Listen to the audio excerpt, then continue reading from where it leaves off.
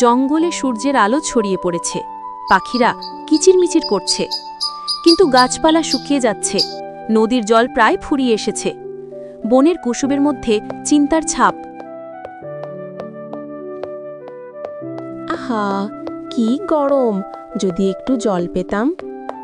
জলের জন্য গলা শুকিয়ে যাচ্ছে। নদীতেও জল নেই, জল শুকিয়ে গেছে। কিভাবে জল পাবো? হরিণ, আমার ছানাগুলো তৃষ্ণায় বড্ড কষ্ট পাচ্ছে, একটু জল এনে দেবে? বড় দুঃসময় চলছে, কোথাও জল নেই। নদী নালা শুকিয়ে কাঠ হয়ে গেছে। তৃষ্ণায় ছানাগুলো খুব কষ্ট পাচ্ছে। এখন জল কোথায় পাবো আমরা? কিভাবে এই বিপদ থেকে উদ্ধার হব আমরা? এই দুঃসময় থেকে আমাদের একজন বাঁচাতে পারবে। কে গো? আমাদের বনের রাজা। চলো তার কাছে যাই।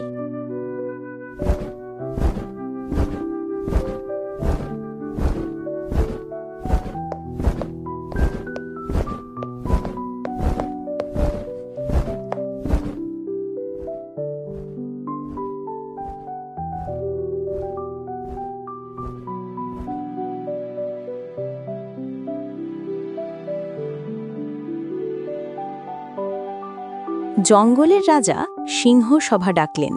সবাই এসে জড়ো হলো এক বিশাল গাছের নিচে। বন্ধুরা, আমাদের বড় সমস্যা এসেছে। নদী শুকিয়ে যাচ্ছে।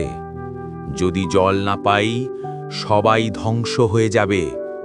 তাই আমাদের সবাইকে জলের খোঁজ করতে হবে। আমি তো গাছে চড়ে দূরে দেখতে পারি, কিন্তু একা কিছু করতে পারবো না। আমি দ্রুত দৌড়াতে পারি, তবে আমার শক্তি নেই। সবার মুখে চিন্তার ছাপ, কারো মুখে কোনো কথা নেই।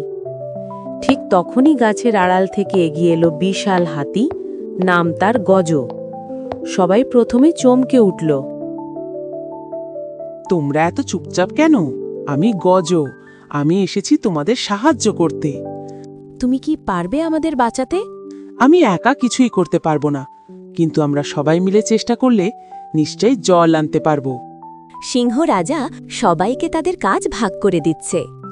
বানর, তুমি গাছে উঠে খুঁজবে কোথায় জল আছে। খরগোশরা ছোট ছোট গর্ত খুঁড়বে।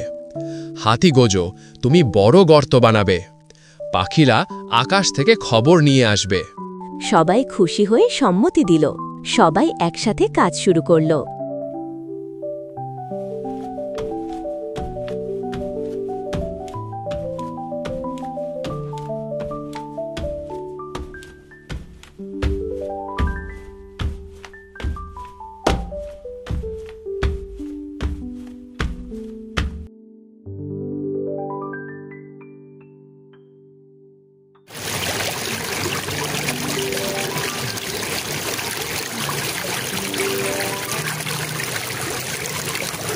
আমি গাছে উঠে গেছি বন্ধুরা, ওই দূরে একটা নদী দেখা যাচ্ছে।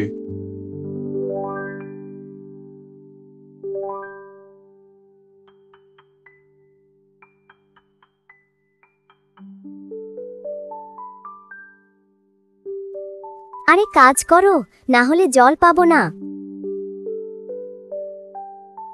তুমি এত ছোট গর্ত খুঁড়ছো, আমি বড় গর্ত করে দিচ্ছি। দেখো কত তাড়াতাড়ি হবে।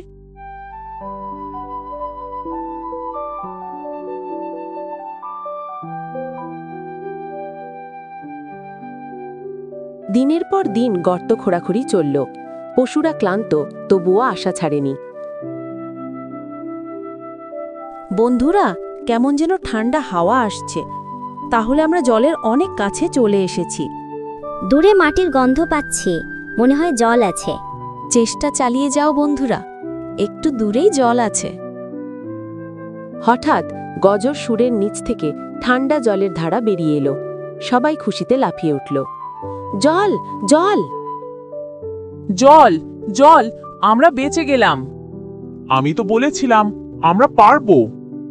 এটা আমাদের একতার জয় বন্ধুরা, আমরা জল আনতে পেরেছি।